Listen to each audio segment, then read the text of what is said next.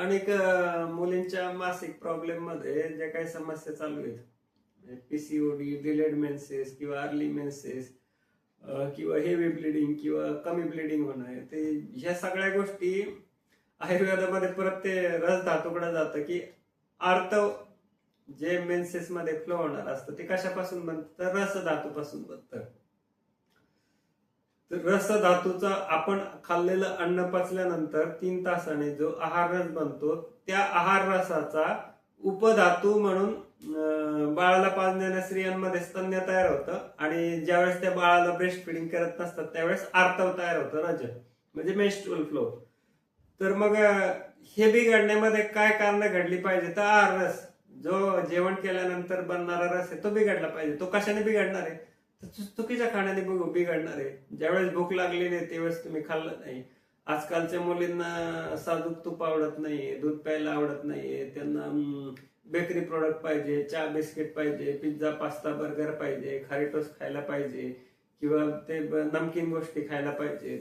मग हे खाल्ल्यानंतर ह्याच्यापासूनचा जो आहार रस बनणार आहे, ज्याच्यापासून ते पिरियड साठी जे फ्लो होणारा आर्तव बनणार आहे, तर हेच निकृष्ट प्रकारचा आहारच बनला. म्हणजे वृक्ष गुणाचा आहार खाल्ला, दूध तूप खाल्लाच नाही, तर वृक्ष गुणाच्या आहाराने वात प्रकोप होणार आहे. तर ते जे आर्तव आहे ते चांगल्या क्वालिटीचं तयार नाही झालं तर ते सुकवलं जाणार आहे.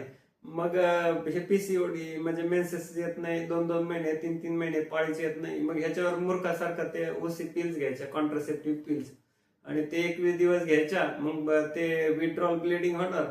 मग परत थांबला की परत गोळी चालू करायची, 3 महिने हे करत बसायचं.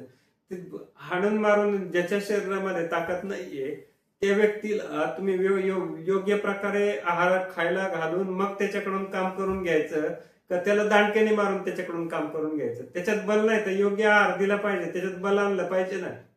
जर ह्या ठिकाणी आहारच चांगला क्वालिटीचा बनत नाहीये तर त्याच्यापासून आर्तव निकृष्ट क्वालिटीचं बनल्यानंतर तो काय मेन्स्ट्रुअल फ्लो होणार आणि कसे मेन्सेस जागेवर येणार. मग ह्याच्यामध्ये दुधा तुपाचा, वरण भाताचा, भाजीपोळीचा वापर मुबलक प्रमाणात झाला पाहिजे. ह्याच्यासाठी म्हणजे आहारात बदल झाले आणि दिनचर्या पालन केली, ब्रह्ममुहूर्तावर उठलं, थोडस स्वतःच्या स्वास्थ्यासाठी व्यायाम केला, तर त्याच्यामुळे हा प्रश्न सुटणार आहे.